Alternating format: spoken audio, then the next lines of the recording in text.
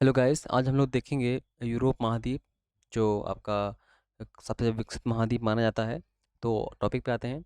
Europe महाद्वीप को हम पहले मैप में देखते हैं कहाँ कहाँ पर इसकी स्थिति है। तो ये आप देख पा रहे होंगे, ये विश्व का मानचित्र है और इस विश्व के मानचित्र में यूरोप कहाँ पर है। यूरोप आपका ये महाद्वीप है, आपका इतना आपका यूरोप में आता है। ठीक है, ये आपका यूरोप महाद्वीप में आता है। तो इतने पार्ट को हम जूम किए लेते हैं।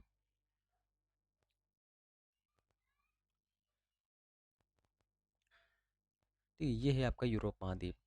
तो इस पर जो हम लोग चर्चा करेंगे, आप देख पा रहे हो कि इसके पूर्व में, यूरोप महाद्वीप के पूर्व में कौन सा है। रसिया सबसे बड़ा देश है। पश्चिम में इसके अटलांटिक महासागर है। दक्षिण में इसके भूमध्य सागर है और उत्तर में इसके आर्कटिक महासागर है। ये तीन तरफ से पानी से घिरा हुआ है, इसलिए इसे प्रायद्वीपों का प्रायद्वीप भी कहा जाता है। टॉपिक पे आते हैं। इस महाद्वीप की स्थिति उत्तरी गोलार्ध में है। आप देख पा रहे होंगे कि जो भूमध्य रेखा है वो लगभग ये गुजरती है ना। और भूमध्य रेखा के उत्तर में स्थित है, इसलिए इसे क्या बोलते हैं, उत्तरी गोलार्ध में इसकी पूर्णतः स्थिति है। यह उत्तरी गोलार्ध में सबसे छोटा महाद्वीप है। ये उत्तरी गोलार्ध का सबसे छोटा महाद्वीप है। ठीक है। और वैसे सबसे छोटा महाद्वीप कौन सा है? ऑस्ट्रेलिया है। यह महाद्वीप तीन ओर से महासागर से घिरा हुआ है। इसके उत्तर में आर्कटिक महासागर, पश्चिम में अटलांटिक महासागर और दक्षिण में भूमध्य सागर की स्थिति ये बता दिया आपको। पूर्व में यूराल पर्वत और कैस्पियन सागर के द्वारा ये एशिया से अलग होता है। यहाँ पर क्या है आपका, यहाँ पर आपका यूराल पर्वत है और ये कैस्पियन सागर है, तो इससे एशिया से अलग होता है ये। यूरोप की सबसे ऊंची जो चोटी है, यूरोप की सबसे ऊंची जो चोटी है वो है माउंट एल्ब्रुस, जिसकी ऊंचाई है 5,642 मीटर, जो कॉकेसस माउंटेन में स्थित है। ना कॉकेसस माउंटेन कहाँ पड़ेगा आपको? कॉकेसस माउंटेन यहीं पर पड़ेगा आपका। ठीक है, कॉकेसस माउंटेन आपका यहीं पर पड़ेगा।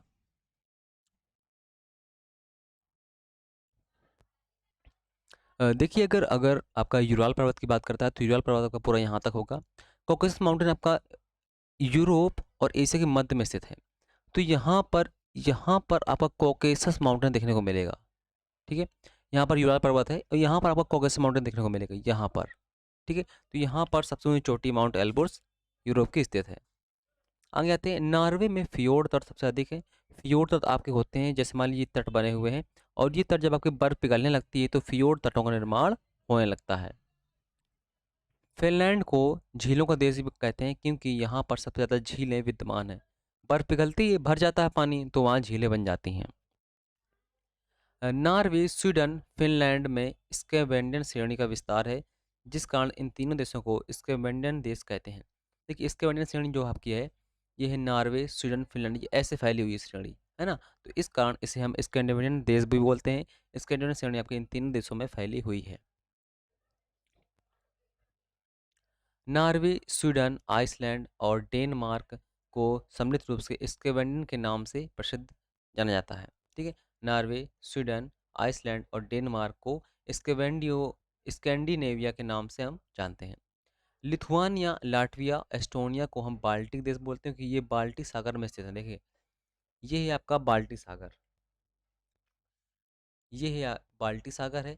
और यहाँ पर आपका एस्टोनिया, लिथुआनिया और आपका लाटविया, ये तीनों देश यहाँ पर स्थित हैं आपके। ठीक है, ये तीनों देश आपके रूस से अलग होकर बने थे।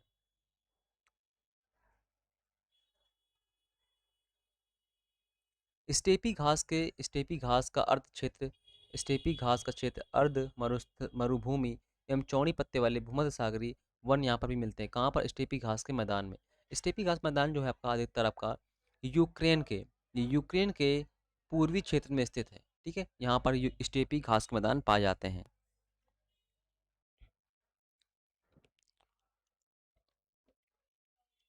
आगे कहता है, यूरोप की सबसे लंबी नदी एवं महत्वपूर्ण नदी कौन सी? वोल्गा नदी है। यूरोप की सबसे लंबी नदी है ये वोल्गा। इसे डॉन नदी से मिलाया गया है। डॉन नदी को वोल्गा में मिला दिया गया है, तो वोल्गा डॉन बन गई है, जिससे काला सागर से होकर समुद्री जहाज महाद्वीपों के भीतर प्रवेश कर जाने लगे हैं। देखिए क्या होता है आपका, यहाँ पर आप देख पा रहे होंगे,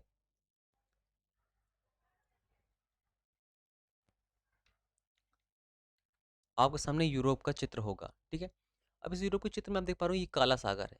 इस काला सागर में जब आपकी क्या ना वोल्गा नदी गिरती है तो वोल्गा नदी में डॉन नदी को मिला दिया गया है। जब डॉन नदी में मिला दिया गया है तो ये वोल्गा के सहारे सहारे क्या होते हैं, यूरोप के अंदर तक प्रवेश करते हुए चले जाते हैं जहाज। इस कारण यूरोप में आंतरिक जल निर्माण भी इसी द्वारा होता है। ठीक है, आगे आते हैं, वोल्गा और यूराल नदी कैस्पियन सागर में गिरती हैं। वोल्गा यूराल नदी कैस्पियन सागर में गिरती हैं।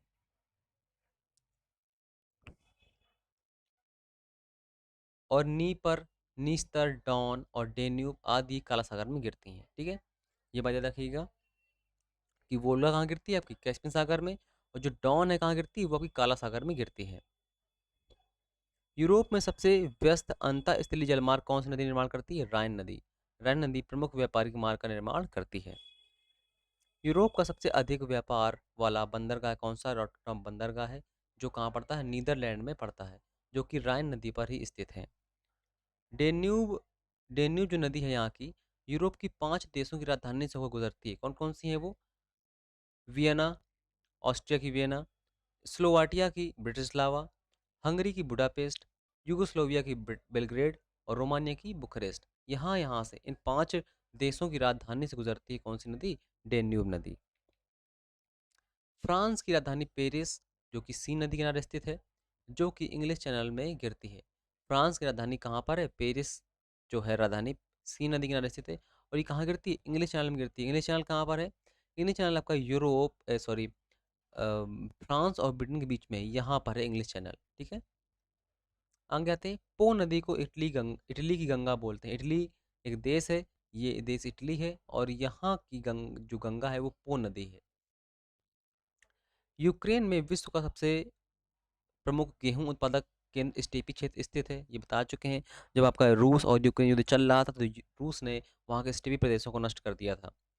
यूरोप में चुकंदर से चीनी बन जाती है, इसलिए वहाँ की चीनी कैसी होती है, रेड कलर की होती है, लाल कलर की। फ्रांस की राजधानी पेरिस है, जो कि सीन नदी किनारे स्थित है, ये हो चुका है। फ्रांस में नवीन मोरदार पर्वत जिसे पिरेनीज बोलते हैं, पिरेनीज और आल्प्स पर्वत स्थित हैं। आल्प्स पर्वत की सबसे ऊंची चोटी माउंट ब्लांक है, ये एग्जाम में आ चुका है। तो पिरेनीज पर्वत कहाँ है, फ्रांस में है। इसके बाद आगे आते हैं, पेरिस को फ्रांस का हृदय यानी ग्रंथिल नगर ही बोलते हैं, यानी जिसे हम नोडल टाउन बोल सकते हैं।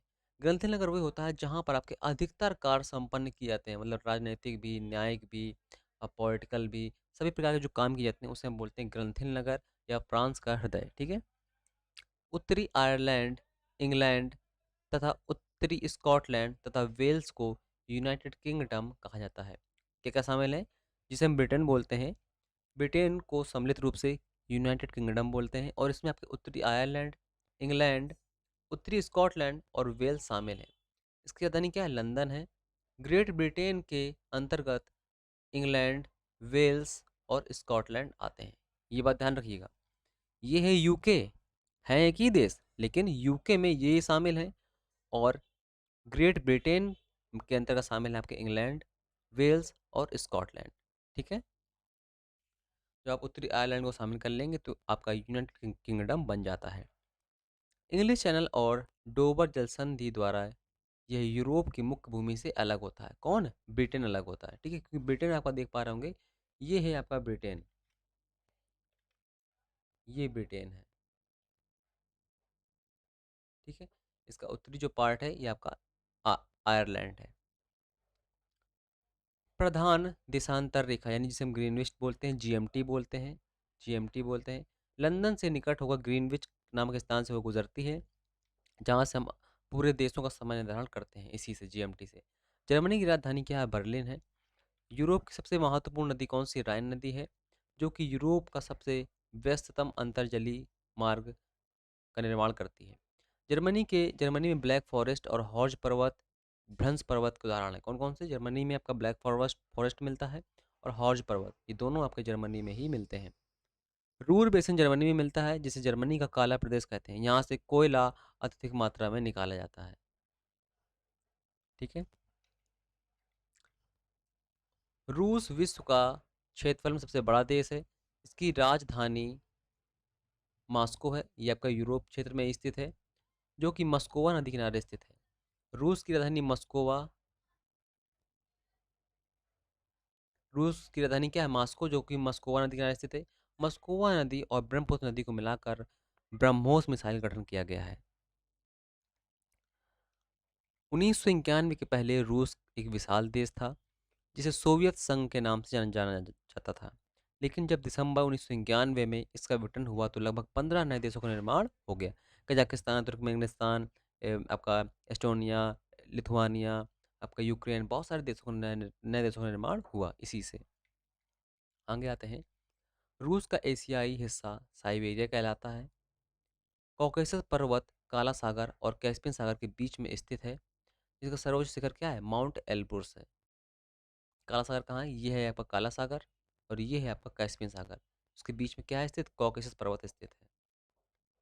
रूस के पश्चिमी क्षेत्र में बहने वाली नदी वोल्गा और डॉन नदियों को डॉन नहर में मिला दिया गया है। ठीक है, डॉन से एक नहर निकाली गई जिसे वोल्गा में मिला दिया गया ताकि व्यापार करने में आसानी हो। आमुर नदी रूस व चीन की सीमा बनाती है। कौन सी? आमुर नदी। रूस की प्रमुख झीलें कौन कौन सी हैं? लगोडा है, ओनेगा है, काला सागर और कैस्पियन सागर यूरोप भाग में तथा बैकाल झील एशियाई भाग में आती है। देखिए, रूस की प्रमुख झीलें ये हैं आपकी। ठीक है, काला सागर और कैस्पियन सागर यूरोपीय भाग में स्थित हैं और बैकाल झील जो है आपकी ये एशियाई भाग में आती है। बैकाल झील जो है ये विश्व की सबसे गहरी झील है और सबसे पुरानी झील है। ठीक है, कैस्पियन सागर विश्व की सबसे बड़ी खारे पानी की झील है और बैकाल झील जो है सबसे गहरी झील है। लगभग 2000 मीटर इसकी डेप्थ है। पूरी टोटली तो ज़्यादा नहीं है, लगभग 1980-70 के आसपास मीटर है, 2000 मान लेते हैं। और ये मीठे पानी की झील है। कैस्पियन सागर में वोल्गा और यूराल नदी जैसी गिरती हैं।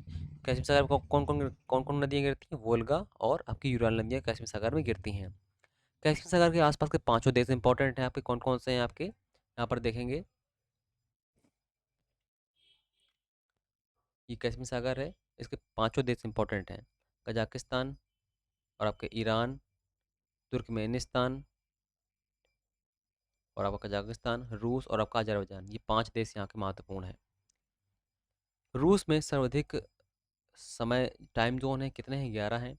ट्रांस साइबेरिया रेल मार्ग संसार का सबसे बड़ा रेल मार्ग है, जो जो पश्चिम में सेंट पीटर्सबर्ग से यानी लेनिनग्राड से पूर्वी भाग व्लादिवोस्टॉक तक जाता है। लगभग 9000 किलोमीटर लंबा ये रेल मार्ग है।